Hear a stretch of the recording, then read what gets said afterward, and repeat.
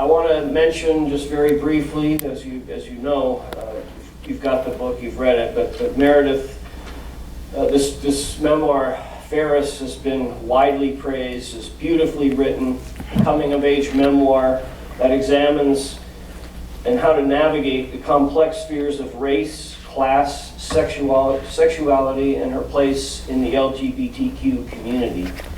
In addition to her Harvard degree and writing for numerous publications, Meredith is the founding executive editor of Them, Condé Nast's LGBTQ+ digital platform. So our colleagues, we're really happy to have partnering today on this event, co-sponsoring the Office of Intercultural Student Engagement, specifically Courtney Dalliard, Assistant Director of Women's, Gender, and Sexuality Affairs in that office, and our moderators today, our student moderators, I'll introduce them first. Felix Simpson, Master of Social Work and Special Assistant to the Gender and Sexuality Resource Center, GSRC. And Ivan Chris, Student Staff Member at the Gender and Sexuality Resource Center. Please welcome Felix, Ivan, and Meredith.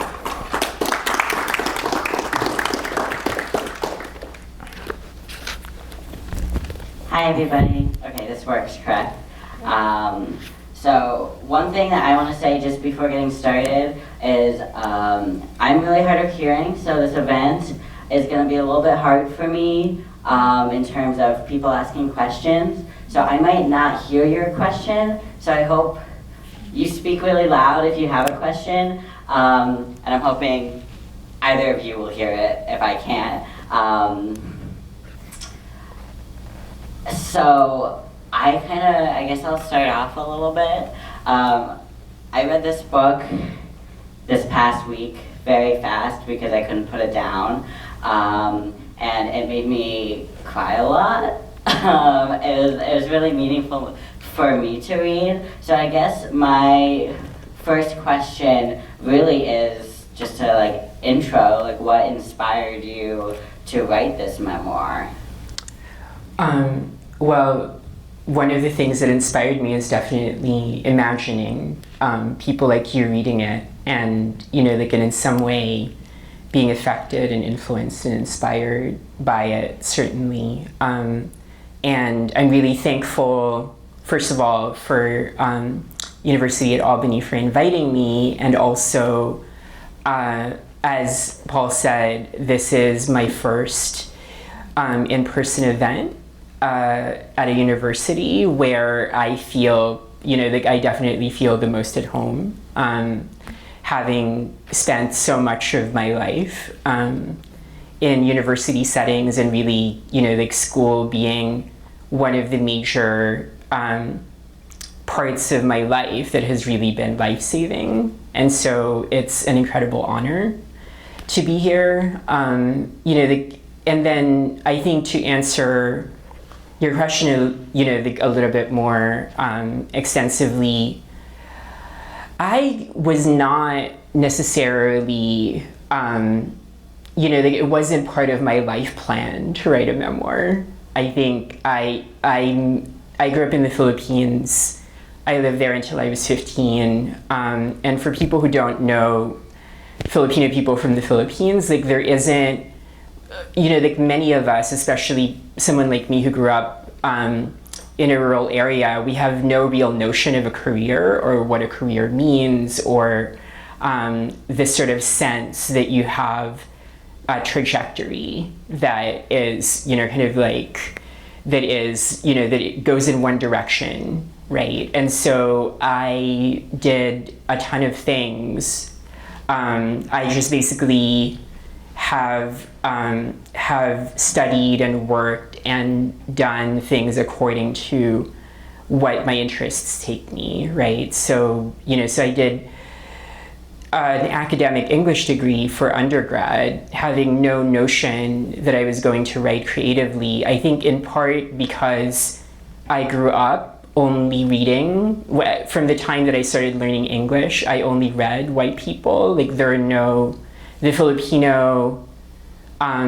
Filipino curriculum in English was set up by the American military, and they were very careful to remove any notion of the US being anything other than an ideal country, which automatically, like knocks out pretty much every minority written book that was written up until the 1950s. So I just never really understood that I could produce creative work. I understood that I could study it. I understood that I could amplify it and support it, but I never really understood that I can make it for myself. But oddly enough, I also did a bunch of visual art in undergrad, mainly photography. And then I ended up going to art school. And it was actually after art school that I was just like, oh, well, like I'm an artist and and I've learned how to write. So what would it mean for me to start writing creatively? So then I actually did a creative writing MFA at Cornell, where where I had a really difficult time for various reasons, and feel free to ask about what those difficulties are later, and then I just kind of bumped into this accidental career as a journalist and essayist. One of my friends from grad school became an editor at the American Prospect, and he just started asking me while I was actually working on my PhD to, why don't you just write one op-ed about your trans experience? And then I wrote that one op-ed and it got really popular. And so editors started contacting me. So then within a year and a half or so, I ended up working as a journalist full-time.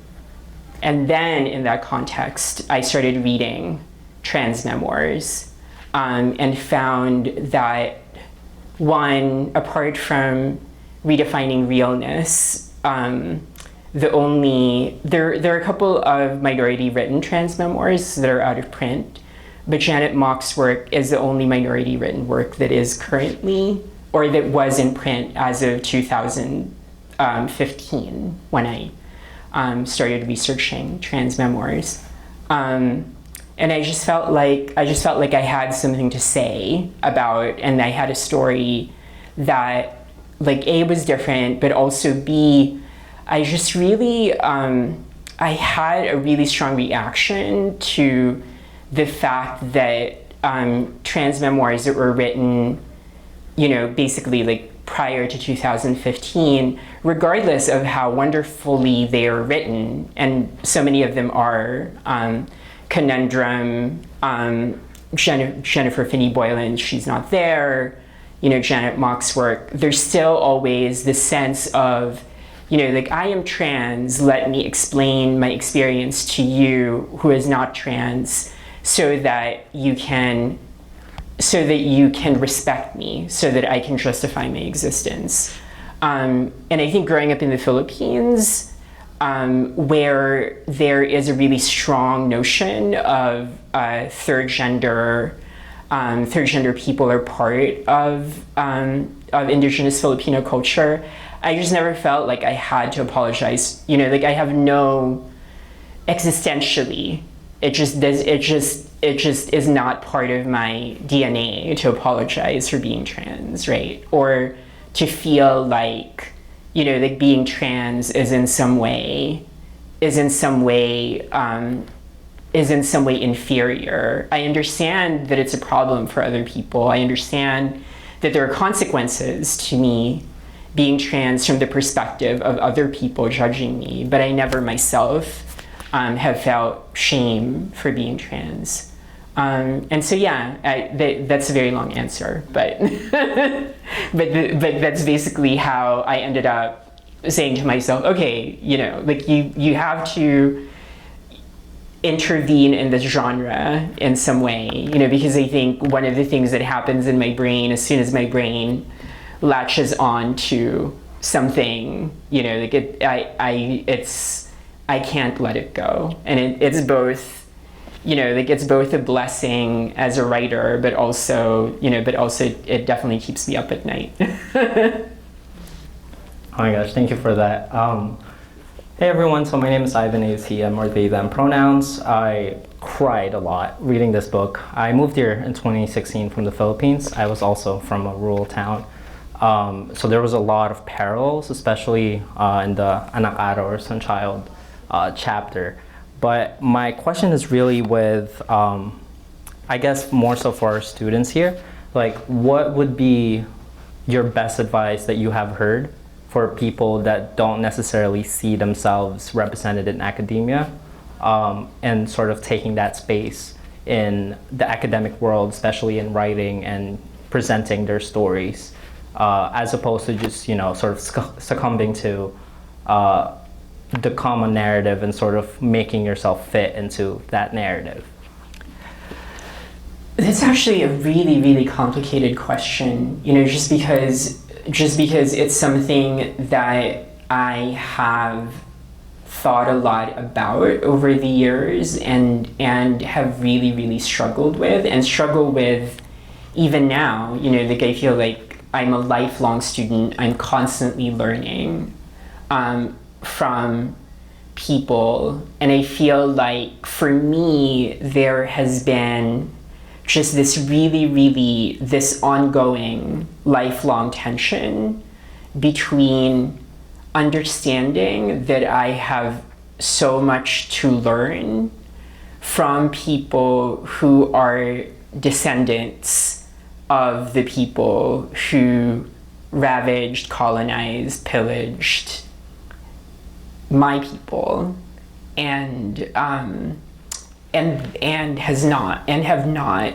accounted for that, you know, for all of the damage that their ancestors have done, right? So, you know, so it's been, you know, like for me, a really, really consistent struggle, you know, like ever since I was an undergrad through grad school, because I think what happens, at least for me, is, you know, I sort of like try to live in a bubble where it's like, you know, these people, you know, the teachers, professors, who are predominantly white, because I've, you know, like I've been in these like elite rarefied institutions where the professors are predominantly white. And the reason why I was in those institutions was actually simply because like they're the ones that could give me scholarships, right? I couldn't actually afford to go to any undergrad, you know, like I would have had to spend thousands more dollars going to University of California. I was in California for high school, than, you know, like then going to an Ivy League school that was willing to give me a full financial aid package. So, you know, I constantly battle with seeing how my professors and my teachers and the people who are in charge of teaching me have really, really important lessons to impart, and then they do something, right? Like, you know, so for me, there's this pattern, right? It's sort of like, oh, wonderful, you know, like I'm learning so much, and, you know, I'm imbibing all of this amazing information. And then there's some sort of like break or schism, right? Where, you know, and especially for an intersectional minority like me, you know, I'm trans, I'm albino, so I also have, you know, I'm technically legally blind. I don't even know why I say technically. I'm legally blind, and I'm an immigrant, et cetera, et cetera. So there are all of these ways in which, you know, like in which professors, people who are in charge of teaching me, can and have the ability and have done things that are transphobic or ableist or, you know, anti-immigrant, et cetera, et cetera. And I think, you know, like one thing that I wish I had when I was younger was mentors who belong to some of the groups that I belong to, but also like in the absence of that, you know, like somebody to be able to just sort of like to just sort of like relay these experiences in a, you know, kind of like in a position of power and say, oh, you know, it's okay, right? Like take the good things and, you know, like, and absorb what you can absorb because they're forms of power, right? My writing has given me power, has given me so much power, actually. And so try to absorb the good things, and then, you know, and also pick your battles, I think. I was very bad at picking my battles when I was younger. And so I feel like I've spent so much time, you know, just sort of like banging my head against walls rather than focusing on the things that on what I want to learn and study and what I'm interested in. You know, thank you so much for that answer, because I think part of the reason why, I forgot to introduce myself. My name's Felix, I use they, them pronouns.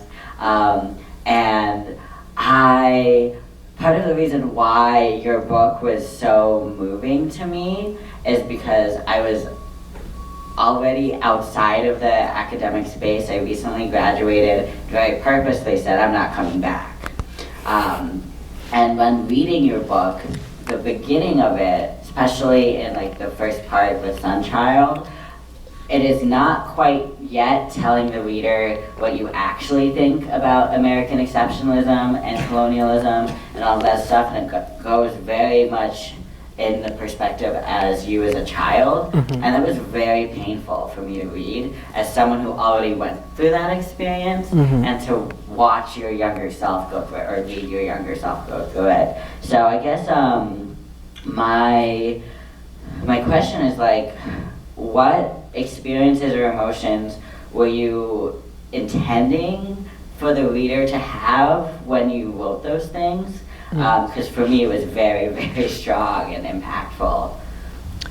I didn't necessarily have a specific set of emotions that I wanted to elicit in the reader. I think for me, my mission, as I saw it in this book, is to try to elucidate myself to myself, you know, to try to sort of take stock of those experiences and also portray myself as honestly as I can, right? Including the fact that, you know, like I bought all of that, you know, like American exceptionalism, white supremacy, hook, line, and sinker, when I was growing up, and, you know, and I didn't really come into, you know, kind of like a strong political awareness until I was in my teens, right? And so for me, it was just, it's so easy, you know, like you have so much power as a memoirist to, especially as someone who has acquired all of these techniques, there are all of these ways in which I can hide myself in my writing and, you know, like, and pretend to be a more noble, nicer, a more enlightened person than I actually was. But I felt like it was really, really important for me to be able to get the reader to enter the space of the consciousness of the product of American propaganda, right? Like this, me as a child was exactly what America wanted me to be, which is be completely unaware. Like I was completely unaware that Black people even existed, right? Up until, you know, like I feel like the only my only cognition of Black people growing up was seeing Different Strokes on TV, right? And Gary Coleman, but at the same time, like I just had no way to reconcile the image of those sitcoms with people who actually, like lived among each other, who actually, like walked streets together, et cetera, et cetera. And that was really intentional, right? And I think that's still a really, really strong endemic part of the Filipino educational system, but that was how, like Filipinos have been kept docile, right? Because if we knew about the legacy of slavery, we wouldn't nearly be as cooperative as we have been, towards American interests for, like since the Spanish-American War. Okay, there's a lot to really just unpack in this, because there's so many layers of just different identities that I think all deserve a lot of like chapters on. But my question is sort of, were there instances in this book that you sort of had to pick and choose amongst, different parts of your identity to highlight?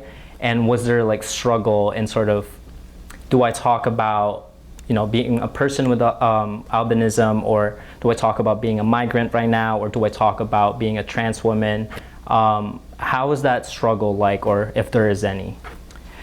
I mean, I knew that I wanted to intervene in the trans memoir genre. That was something that was pretty clear to me in terms of my, like my mission for myself for the book. And I knew that one of the central features of me intervening into the trans memoir genre is to talk about the fact that the specific way in which my specific entry point into my awareness of my trans identity came from passing as white, and pretty successfully being a weird adverb, like pretty like moving through the world with white people typically assuming that I'm also white, and which really opened my eyes to the sort of malleability of identity, to the ways in which perception and reality can, like don't have to be always aligned, right? And so I think that was really kind of a germ of my sort of like consciousness around how to navigate my trans identity. Is this feeling of, oh, well, like I'm a feminine person, and like people perceive me as white, but I can move through the world. What would it mean to move through the world in a feminine form, right? Would that work for me better? And so I think those two sides, or those two major themes, were very present at the beginning of my writing process. And then once I figured out the title Fairest, which, I literally took, for me, titles are really important. They sort of coalesce projects for me, they're sort of, like I think of the title as a sort of tentpole of a project. And so, and it took me a really long time to figure out this title. But as soon as that happened, the third major theme became justice, became fairness, became what do we as human beings owe ourselves, and what do we owe other people, right? Like what does society owe us, and what are our responsibilities to society? And then essentially I just built the narrative around those three kind of like major themes, and then the rest of them, the rest of my identities just were incorporated organically into that structure. And I actually, it's funny because originally the manuscript was about, is about 50 pages longer than it is, but I went into a fugue state kind of like 2 weeks before I had to submit the final draft, and cut every single section that didn't have anything to do with those three ideas. That's interesting. I kind of want to read that section. So something that you were talking about, this this assumption of whiteness, was really interesting for me to read, because with a Filipino mother who immigrated here because she married my white father, whiteness is very complicated in my life.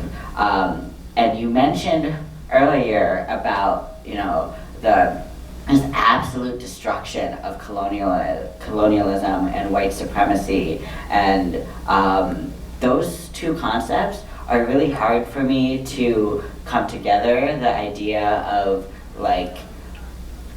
allowing the assumption of whiteness and also understanding the destruction of whiteness. So I'm kind of wondering if this question makes sense. What is it like for you to, in your college years, to allow the assumption of whiteness with that in mind? Yeah, I mean, it was really, really hard in college. I mean, and also, you have to remember, this was the 90s, and so many of the conversations that we have now were not conversations that were had in the 90s. When I was in college, it was not an uncommon experience for somebody to find out that I'm Filipino and literally stop talking to me, between one day and the next, right? And so there are ways in which I sort of forgive myself in certain ways for sort of doing this white performance as a college student. But it was also very lonely, right? Because in order for me to navigate, I had to accept myself from the people who I really belong to, right? And also have just the strangest experiences. I remember one of the experiences I really remember in undergrad is and I'm an easy crier, so I'm gonna cry telling you this, and I should have probably included it in the memoir, come to think of it, but there was an Asian American theater group in undergrad, and they wouldn't let me audition for their productions because they just said, we can't cast you in anything because you don't look Asian, and also you have opportunities to be cast as a white person, whereas Asian people are not, right? And I think, and that's something that I really consistently experience, right, is this sort of intellectual understanding of the importance of minority representation and the way in which some of the ways in which I take up space means that means that it's really important for me to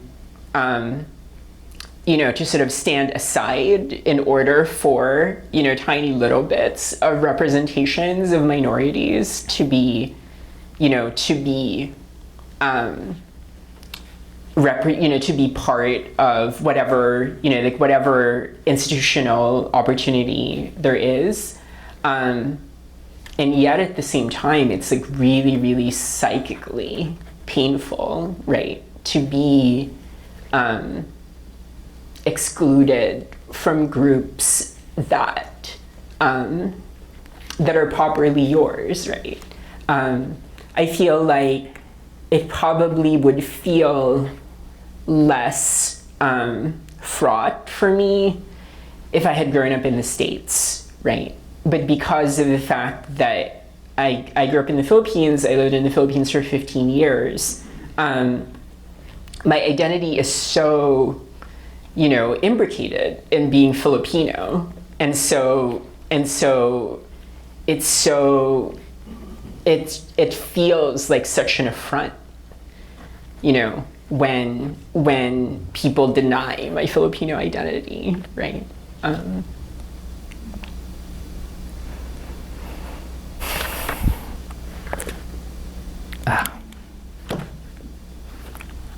Sorry. So, just for context, when you are in the Philippines waiting for immigration to the US, an example, I'm not sure what the exact process in the 90s, but for me it was about 4 or 5 years of just waiting and just dreaming about America, about how nice it would be here. Even the smell of American smell in packages was, I know, was talked about in a chapter in the book. And the smell of Jergens or like Irish Spring?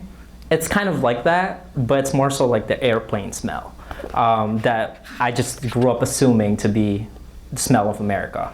And in the Philippines, fairest, like having a fair skin, seemed to equal beauty. Mm-hmm. And in America, being white equaled power. And so my question is, in the first few weeks, I guess, of you moving to America, was it more so of a sigh of relief or a bitter realization of your new reality here? Well, we moved to Chino, California. So that's, and my uncle ran a nursing home, and there was a complicated situation with his family and his wife. We were supposed to live with my uncle, but his wife had problems with us. So we ended up living in a nursing home for, I think, my first 6 months in America, which is a very, very strange environment to be introduced to America around. Like, first of all, in the Philippines, the concept of a nursing home itself, I think a lot of Filipinos would consider almost barbaric, right? Yeah. The idea that you're not going to take care of your own relatives is something that Filipinos very much, are super against. And so I think that pretty early on, I already knew that, that there's definitely a lot of gaps in my understanding of like what it means to be American, or what it means to be in America. But what was really strange about it was then once I got to Harvard, it was just like it was almost reverse, right? I had been in the States for 3 years by then, and so it was just like, oh, I thought I knew America, right? But then I go to the school where it's just sort of like, oh, like, like you want something, you can just apply for it, right? Like, you want to produce a play, okay, here. Or I would go, or in art class, in photography class at Harvard, you're given unlimited film and paper, literally. Like, there's no budget for film and paper. You can just have as much as you want, right? So I think I went through this period of just being like, oh, like, America, it's not what it's cut out to be. And then going to this elite school gave me this perspective of, oh, like, there are actually certain people who live in the America that, that's being portrayed on TV. It's just very, very few of them. And that in order for those people to live that way, then, then you have to have, the majority of Americans not living that way, right? And it's been a very, very strange process then, sort of like crossing over that threshold, right, of being the person in those rooms and in those positions, especially working at Condé Nast and, being around all of this luxury, the company is built on this sort of notion of luxury, right? And just navigating that is also something that I have to contend with because it's worse if I weren't there. It's better that somebody like me and somebody who comes from the background that I come from are in rooms where, where all of where powerful people are. But the entire system is also, is also really, just really topsy-turvy and very, to use an overused word, just really problematic in terms of the way that it's set up. Just in terms of how even, even a situation that we're in, right, that I, as a person who has written a book, I'm talking to you, I would love for more, I would love for the publishing industry to be set up so that many more people get to write and publish books, even if, fewer people read the individual books, right? But the publishing industry isn't set up that way. It's set up so that a rarefied few people end up publishing books. And I think that's something, that coming from a rural background where, social class is very flat, that's something that I still really struggle with in America. So I want to ask one last question before I open it up to folks. I have a ton more, and I'm sure Ivan does too, but I don't want to take up the whole time just us talking to each other. But before I ask the question, I do want to thank you so much for being so vulnerable. And I'm sure that writing this book is already a vulnerable process for you, but talking about it with a group of folks in person, I'm sure is very, very vulnerable. And so the question I want to ask is, it appears that you came into your trans identity in America, which has a very different gender construction than Philippines. And from an outsider looking into Philippines, like for example, my dad was always like, oh, gay people are accepted in Philippines. But like not really understanding the true social place that bakla might be in, but because they're like in the media spotlight, Americans might say, oh, this is what it is fine to be gay because they're there. In America, we don't even put them in the media, so this is good. But the gender construction is so different because of the third gender thing. And I was wondering, like, did being in America while, coming into your trans identity affect the way that you identified yourself or presented? Or did you call back to your, Filipino roots and the gender construction of indigenous Filipinos to develop your identity? Yeah, I mean, I think certainly my relationship to it's undoubtedly the case that my relationship to my gender was affected by my upbringing because of the fact that I was surrounded by third gender people growing up, and especially because I was a child actor in the Philippines. And one of the traditional roles of third gender people in the Philippines is as entertainers, as comedians, right? And so I had, recollections, and I had this, sources for my trans identity. But I think the reason why I didn't evolve a more, kind of a more extensive trans identity when I was a kid growing up was because in the Philippines you can't be a serious person and be trans and be third gender and be bakla.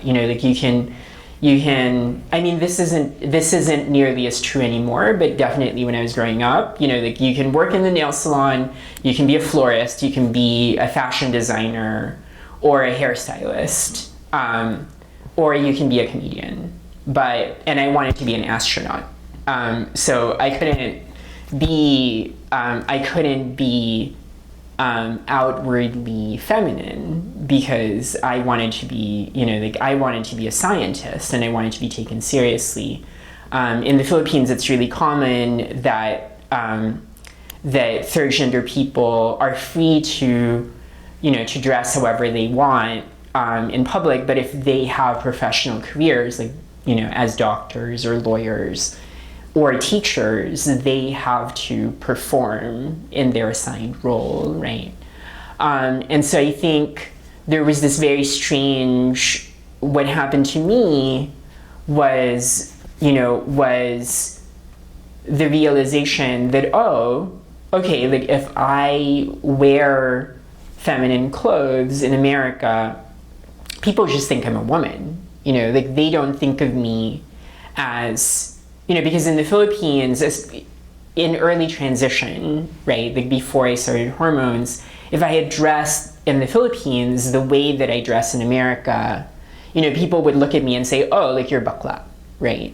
Because they have a template for a male assigned person dressing in women's clothes. But in the States, when I wore dresses and makeup, people said you're a woman.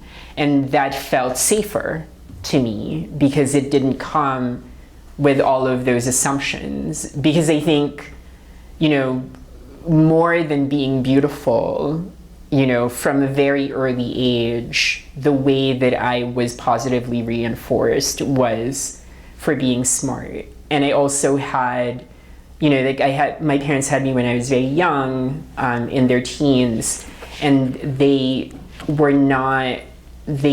hadn't developed the notion of unconditional parental love.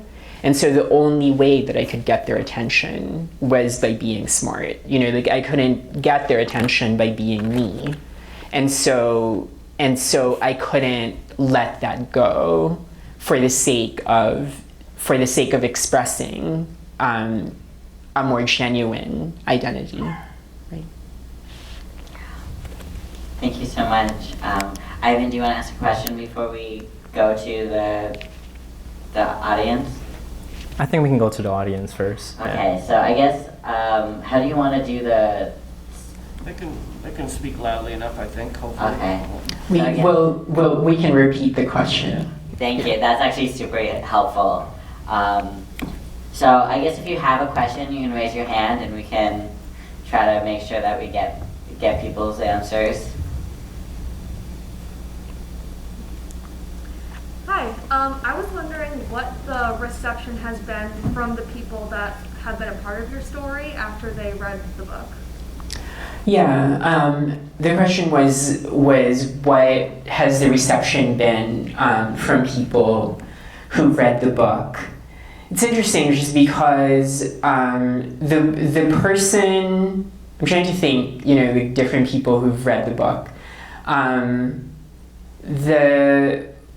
The one person who I've spoken to extensively about the book is Richard, who is the person at the end of the book who is this straight man who I found myself falling in love with and sort of understanding the gender role that I want to play through, or understanding my gender through that attraction and interaction. And we've corresponded, and he's been very supportive and very much like, oh, it was, it was really strange to go back to, to read about all of those moments and those heightened emotions. There are a lot of the people in the book I'm in touch with and have spoken to, but we haven't talked about the book. And I think that's in part because Filipinos are notorious passive communicators. And my pre-transition ex is an upper-class British person, also notorious passive communicator. So we've corresponded. We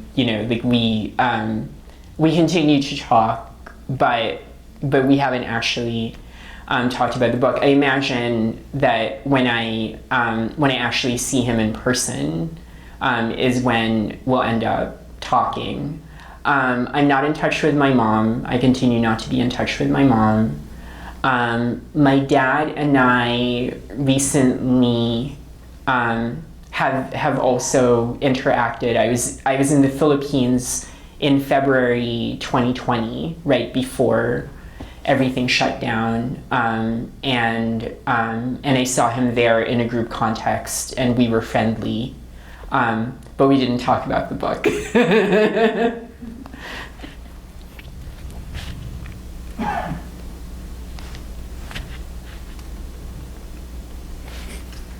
Yeah, sort of related to that. I know that some people who write memoirs wait until everyone's dead before they publish it because they don't want other people reading what they've written about this person. So I was wondering if there's any moments when you were writing this that you thought about censoring a moment or editing it so that this person is more because you have the power in the editing. Mm-hmm. But I was wondering if there was any moments where you were where you decided maybe I should not include this.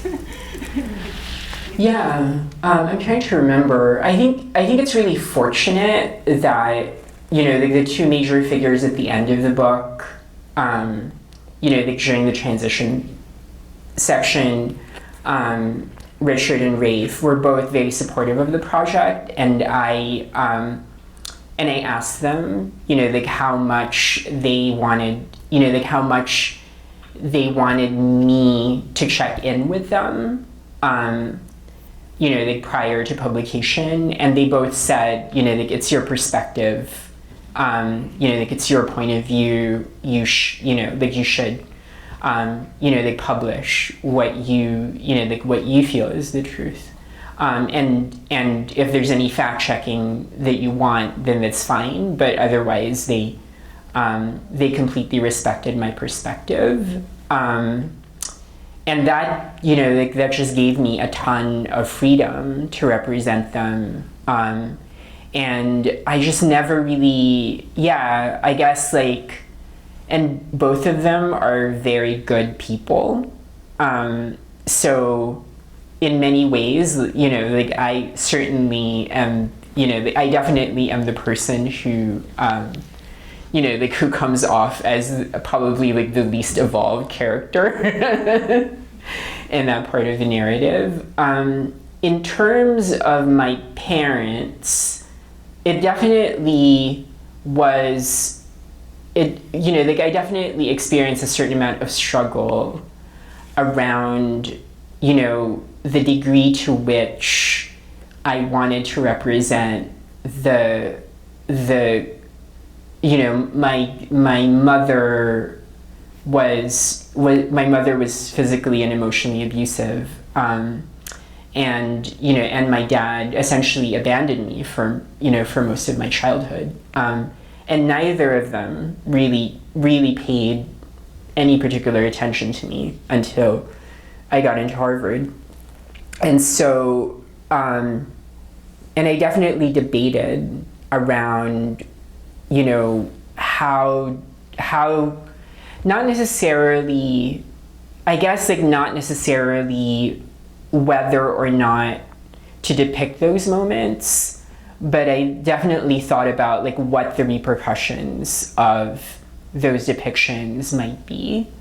But I think being queer and being a person who knows what it's like to have lived significant parts of my life for the sake of other people, rather than expressing my reality and my truth, I think gave me the strength to say to myself, you know, these are accurate. You know, like I think I really had to check in with myself ethically, and I really had to go through those parts of the book and make sure that those parts of the book were accurate. But knowing that they were accurate, I felt like, you know, like I felt like this is, you know, like in order for us to have some form of reconciliation, if that's something that my parents want, you know, like they need for this book to exist, and they need for the events in it to be accurate, right? Or they need to accept that the events in it were accurate. And I think it's actually gone a long way in terms of my relationship with my dad, especially that he has been supportive of the book and also and has also said that, you know, that I understand your perspective, right? That's like as close to an apology, I think, that I might be able to get from a machismo-driven Filipino father.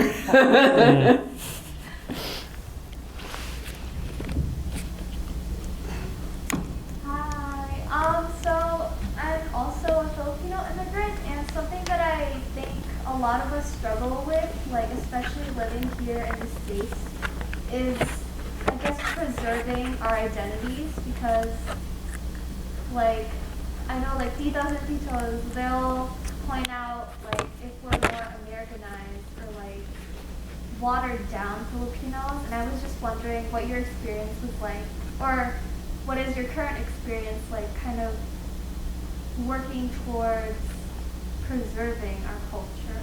Yeah. Especially because you live there like a long time. Yeah. The question is about Filipinos preserving our culture, and I think I forgot to repeat the second question. And hopefully you got the context.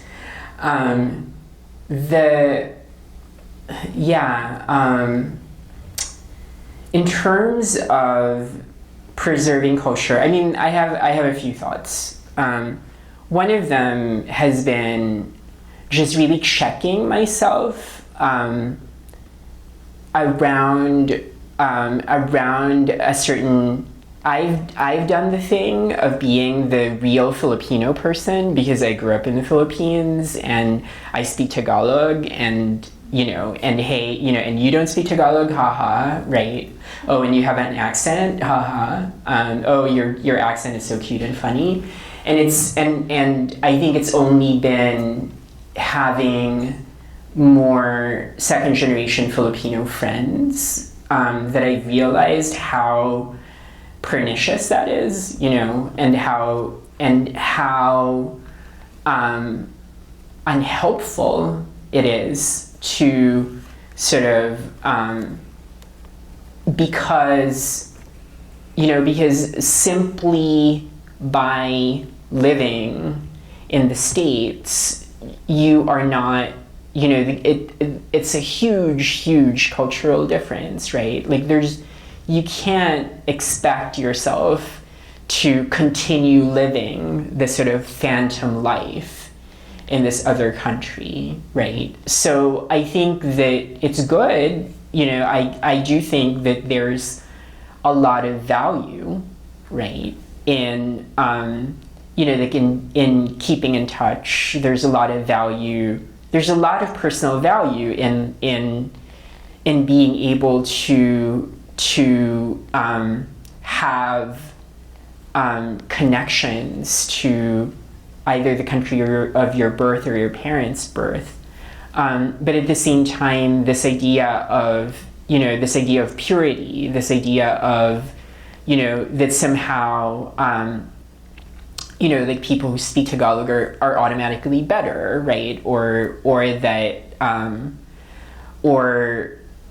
that somehow all of, like so many of the things that we as Filipino people have to navigate just to survive, to have on top of that this burden of simultaneously having to navigate America as a Filipino person while at the same time, like preserving all of, like our entire cultural identity, I think is just really unfair. And so that's what I usually, that's what I tell people.